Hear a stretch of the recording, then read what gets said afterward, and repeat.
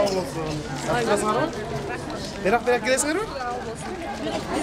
Ким боло жакка төлөө? Айга кандай? Анан кече дагы чалышкан, мүмкүн болсо келип бир жолугуп кетсеңер депчи.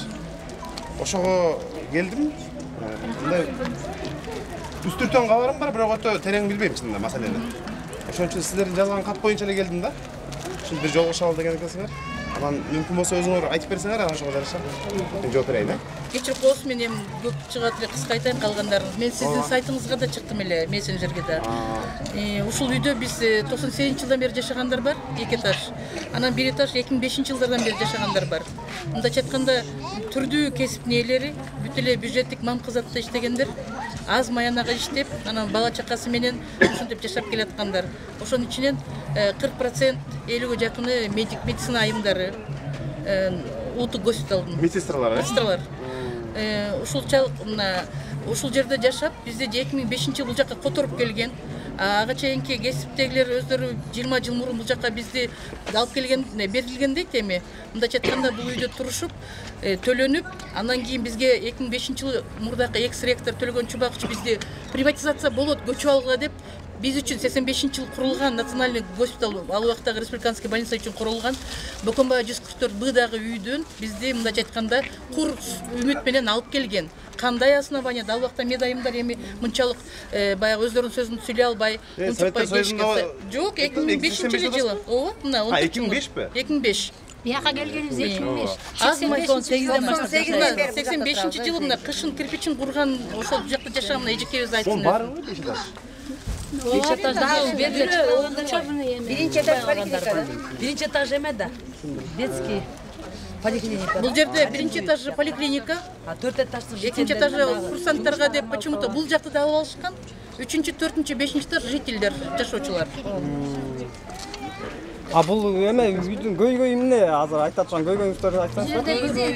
Тамырдан бери айтып берсек, негизи биз 98-ден бери келгенбиз да. Бул жак деген наркологический диспансер болуп 4 этажды теңчи. 4 этаждын наркология болуп 5ти бизге берген. Бизде управление иштеген, көмөдө иштеген бухгалтерлер, специалисттер бүт барына бөлүнгөн да бул үчү. Силер мындай иликтеп келгенде кагаз барбы деп айтып атпайбы? Кагаз жок эле, ошол жака заселять этип, ошол эки ремонт кылып алып комнатаны. Эшикти коюп алып, ошол жака жашайсыңар деп. Ошондо 99-жылы РФ менен договор заключать эткенбиз да бизчи. Ошондон кийин биз приватизация болот 6 айдан кийин деп келгенбиз бул жерде 98-жылычы. Ал болгон жок. Андан кийин РФТ деген балансында болуп, бул деген считается жилой дом болуп салынган негизичи заводдук. Бул үйлөрдүн баары тең заводдук болчу. Андан кийин национальный эме болуп кеткен да, наркология болчу. Наркология карызын төлөй албай РФК төлөчү. РФТ полностью карыз болуп, андан кийин ошонун көйгөйү чечилбеген үчүн бул деген эмеге өткөндө азыркы Минздравкачы, балансыначы, булар төлөй албагандыгы үчүнчү. А негизи мунун жилой статусу бар. Бул деген нежилой статус баштан эле алган эмес да. Азыр деген эме бар го, постановление, что нежилой помещение приватизацияга не подлежит дегендейчи. Бул өзү түп тамыры деген жилой да. Нежилой болсо кандайча зарплата берилип жүрдү. Мына бул жактан жашырып отуруп эми чыкты мына биздин якобы представительдер. Вот, пожалуйста. Жыл сайын продлевать. Аны эме чыктыңыз 2 сааттан бери жашырып чыкпай элеңиз, келбей элеңиз. Коюп турган биз көйгөйдү айтып алган. Жилой. Жилой демеде помещение. Хорошо, мама, асты деген поликлиника болуп, үстү жагы болсо жана на повышение квалификации келип атат. Үчтөн өйдө приватизация болсо болот да, напримерчи. Любой үйлөрдүн астыңкы биринчи этаждары деген нежилой помещение, үстүнкү этаждары жилой. Ну, можно же предусмотреть. Бир эмес 2 подъезд бар. Если бул жака жолдо болсок, экинчи подъезд ачып берип койсо болот бизгечи, туурабы жилой? Үйдүн документтери кимде? Бул үйдүн эч кимге түшүнүксүз бул. Минздрав дейт. Фугидеби же Минздравтабы?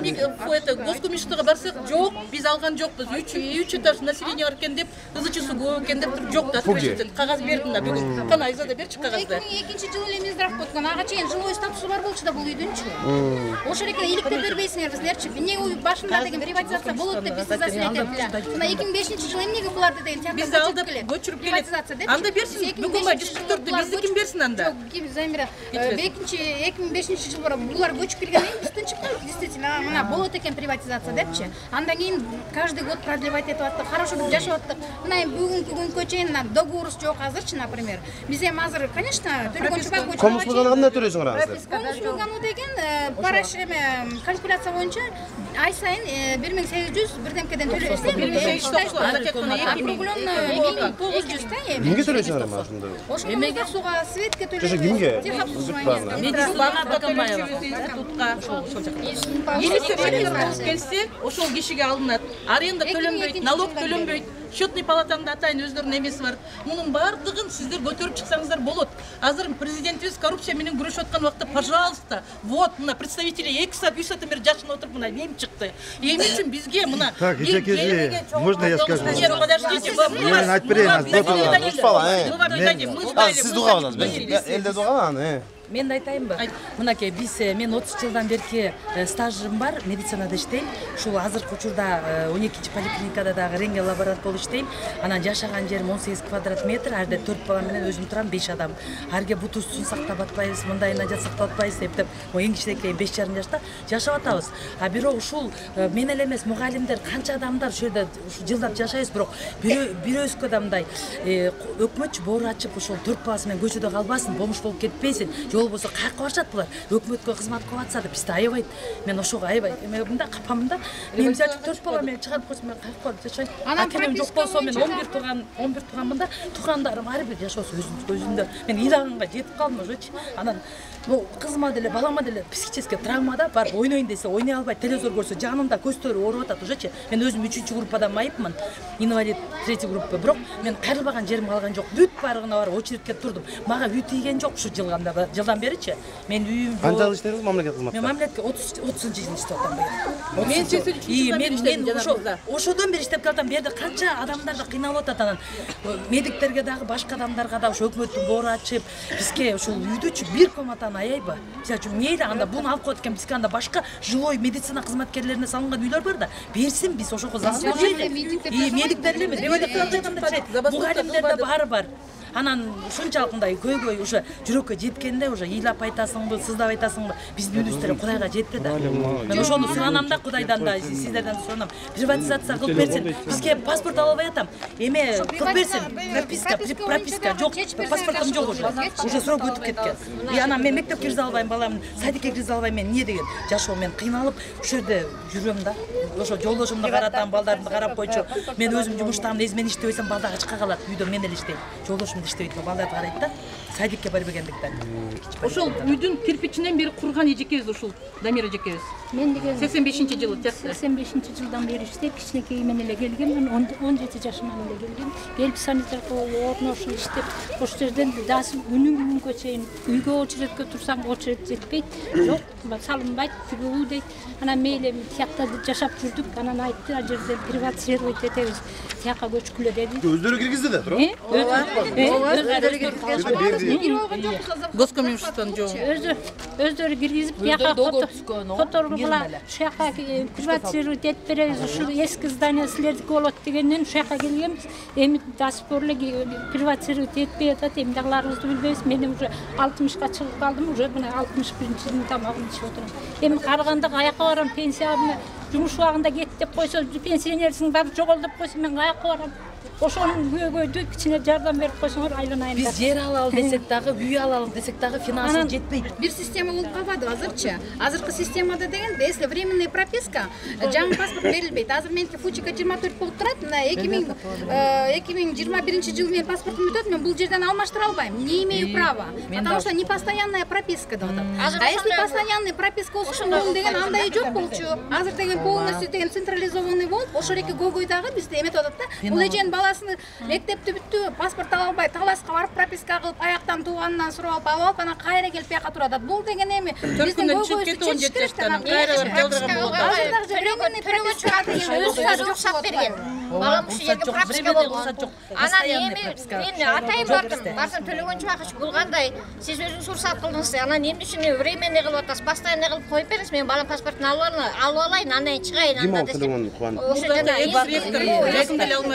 алмашып кетти азыр.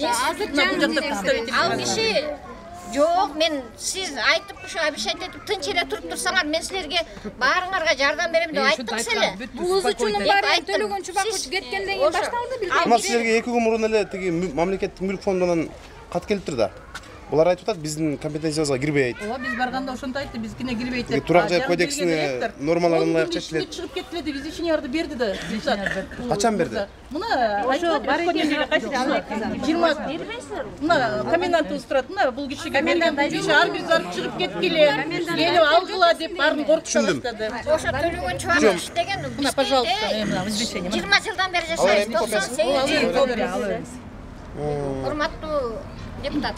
Ошо 20 жылдан бери жашайбыз, 98 жылдан бери ушул жердечи. Ошо 20 жылдан бери обещать этип, жылга договорду алмаштырабыз. Улам зарплатабыз, квартплатабыз кайра көбөйөт. Аны улам көтөрүлгөн сайын төлөйбүз.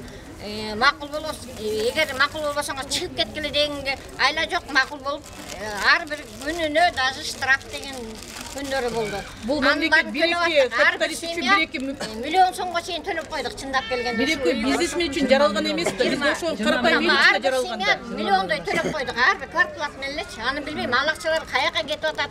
Биз ушул жерде эле жашап атабыз. 3 этаждан бир айда 1,5 миллион акча төлөнөт. Станциялар ар бир үйлөрүндө 90 комнатада турат. Турабы? Калп деп көрсүнчү, биздин баардык баары да бар. Мына станциялар бар, көтөргүлө барыңар. Биздин сөздөн туурабы?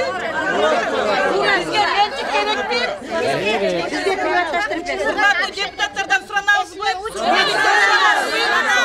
Бизди колдоп, ушул бийлик эгерде чындыгында эле бизге ошо карапайым адамдар бар экенин билгиси келсе граждандарын, бизди колдоп коюшун өтүнөбүзбү? Урматтуу депутат, сизди колдойбуз. Сиздин Жаштар партиясын түзсөңүз, мына сизге ушунча адам, биз ар кимибиз жок эле деген тууган уругубуз менен бир 500 деме кылабыз. Биз сиздей Замира Бекботоева, сиздей бизге ак жүрөк, смелый депутат керек бизге. Элече мындай кыла алам да. Жетишти биздики, жарылат бардыгыбыз уже. Түшүндүм анда. Бензинди коюп туруп өндүрүшүбүз эле калды. Анын алдына бар. Башка варианттар Сиз айтып коюңуз ана жыйынтыктап коюңуз, мен баш органдар менен иши жок. Жашап атып, Мореке 24-дом. Мен жанагы депутаттардын, жанагы президентский шайлоолордо комиссия болуп, Мореке 1008-те участогунда комиссияда иштедим. Ушул жерде биз деген могу жерде прописка кылганга эптеп атып, уруксат алсак, аныбыз да кайра аннулировать этилип салбадыбы? Азыр голосовать Азыр мына голосовать эте албайбыз. Ушул комиссияда Зарплатаны алып, налог үйүнөмдө жеткизе албай койдум. налог каяка кетип атат? Мына представитель каяка кетип атат? Анткени ушул комиссияда отурчу. Счетный Мен палата айтты, жок жарым төлөнбөйт үйдү деди. да ушул жерде келгиле жүргүлө баргылачы. Комиссияга боякта биз жок болуп атабыз деп аябай списокту карап текшерип атын. О 22 чыдамга кошуп коет. Биздики Центр избиркомдо картада бу административный здание кылып коюптур. 11-жылдан бери тыккан кайрылып келет. Эжеке мындай кыла алам да. Түшүндүм. Биз экинчи соттогу адам болуп калат. Эми өзүңөрдүн Бу Иса Өмүркулов да келген.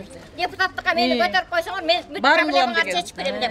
Ал келгенде да сүйлөгөм мен. Макул, мен сени ушул эмеңе бүт карап берейинчи деп туруп кеткенден эле бүттү, жок. Омин. Мына 22-чи үйдүн домкому бизден мына 90 комнатага 15 сомдон мэриядан постоянно төлөнөт домкомдорго, билесиз акчаны. Ошол акчаны начисленияны бул домком алып жүргөн экен. Буну биз былтыр билдик. Домкомду переизбирать деп аткандачы. Эмне себептен анда нежилой помещение болуп атса, эмнеге бул 90 комнатаны кошуп, булар деген алып атты 15 сом. Ошондо жакшы болот. Домком алып атканда энди значит биз жилой статусубуз бар илгертен беричи.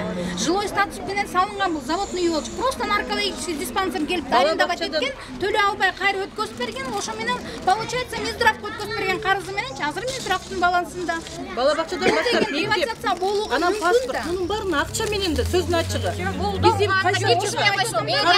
ошол убакта киргизген убакта жанагы Феликс Кулов ошол кезде мэр болуп турган учурда уруксат берип киргизилген экен. Анан ушунча элди кайра кубалап чыккан болбойт да. эми өзүбүздүн жарандар, өзүбүздүн мекенинде баягы өгөйлөнгөн туура эмес эми. Биз бардыгы шарт түзүүгө аракет кылышыбыз керек. Мен сиздер менен биринчи жолу жолугуп атам. Буга чейин кат жазыңыздар. мага. Анан бир 3 киши мага интернеттен жазды. Мен жаздым сизге. Анан анын баарын алдым мен. Бир жума мурун мага 5 күн болуп калды, кат бердиңер. Аны дагы алдым. Бир сыйра могулар менен таанышып чыгайын, мага бир жума убакыт бергиле. Мен азыр барып бүт ошол ФУГИ, Минздрав, билим берүү министрлиги, жанагы бул окуу жай министрликке карайт да. Ооба. Баары менен сүйлөшөйүн, өкмөт менен сүйлөшөйүн.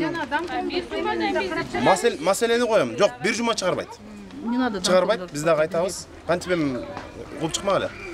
Ошон үчүн эмки шаршемби күнү кайра саат 6:30 мен берге келейин. Маалыматтардын баарын чогултам. Азыр өкмөт менен сүйлөшөм. Эмки шаршемби күнү кайра келейин, Ушул жерге бүт маалыматтарды чогултайын азыр. Азыр мен ак чек көк деп айтсам болбой калат. Мен мына кагаздарды бүт материалдар болсо берсеңер, мен бир жума отуруп буну карайын өзүм. Айтып жатпайм, мен биз эми ак үйдүн алдына баралы эле бензин чачып эле өрттөнүшүбүз калды. Башка эч кандай эчеси калбады. Эмне үчүн бизде ар бир чиновник Бизге бир убакыт берсеңер, мен могу кагаздар менен баары менен таанышып, анан өкмөткө кат жазып, ар бир мекемеге кат жазып, алардын жообун алып, аларды чогултуп, жыйын өткөрүп, анан келейин. Ошонтучан бир жума керек болуп калат да. Эмки шаршемби күнү кайра 6:30 келейин берге. Сессия бүткөндөн кийин. Анан ушул жерден акылдашабыз. Балким силердин өкүлдөрүңөрдү алып, өкмөттүн чечкен өкүлдөрү менен жолугуштуруп, бир тегерек столго отургузуп, ошону чечебизби? Эми бир жолун карайлы. Азыр мен ак чек көк деп айтып койсом болбойт. Мага бир жума убакыт бергиле. Башкысы силер катта жазыпсыңар, келип жолуккула биз менен. Бизди угуп кетти деп. Мен ошого келдим силерге. Рахмат. Ошон үчүн бирдеме дейин. Ооба, азыр бул жерде медработниктер деп айтып атат го. Мен жолдошум иштеп турган госжумушта. Ошондо мен берилген, мен да киргенмин бул жака. А жолдошум каза болуп калды. Азыр мен кызым менен турам. Ошондо жалаң медработниктерге берип туруп, мен көчөдө калып калбайын, аны да эске алып кой деп айтайын деп. Тарбиялап чоңойткон ата-энеңизге бизден баарыбыздан ыраазычылык, чоң ыраазычылык. Сиз гана мына жалгыз бийликтин бир адамы мына биринчи жолу басып келип, бизге көңүл буруп келип биздин абакыбызды сурап аткан сизге Кудайым иштериңизди ийгиликтүү болсун, ден соолугуңуз бекем болсун. Бизден сизге ыраазычылык. Анан бийлик бизди угуп карап коюшун суранабыз. Мага бир жума убакыт берилди, анткени депутат эме өкмөткө жооп кат жазышың керек, алар жооп бериш керек. Ошентип бир жума тактап келели, анан сүйлөшөлү. Макул, жакшы туруңуздар, кийинки дагы бир жолугушум бар, ошого карайын.